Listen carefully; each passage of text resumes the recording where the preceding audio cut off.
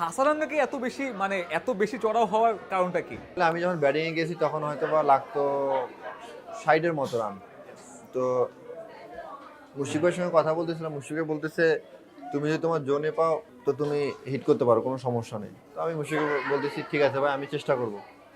তো যাওয়ার পরে আমার মনে হয়েছে যে সামনে বল করছে যে আমি মারলে পার হবে ইনশাল্লাহ। তো চেষ্টা করছি, তো আল্লাহর রহমে আলহামদুলিল্লাহ। একটু একটু 40 নম্বর ওভারটা নিয়ে বলবেন আসলে? মুশফিক দেখলাম একটা কি ধরনের রিয়াকশন দিল, কি বলছিল কি? মুশফিক ভাই আমাকে যখন ওই 40 ওভারটা আমি প্রথমে একটা 6 মারছিলাম, তো মারার পরে আমাকে বলতেছিল তুই কি আজকে এমন করেই খেলবি? তো আমি বলতেছি জি ভাই, আমি আজকে এমন করেই খেলবো। তো হাসারাঙ্গা মুশফিক ভাইয়ের দিকে মানে একটু রাগিন্বিত হয়েছে তাকাচ্ছিল, তো আমার এটা ভালো লাগে না। ভাইকে বলছি যে ভাই আমি যতক্ষণ থাকবো ততক্ষণ মানে হাসারাঙ্গা বল করলে আমি ততক্ষণ পিটাবো আর কি, আউট হলে হবো, সমস্যা নেই। তো বলতেছে সমস্যা নেই মার।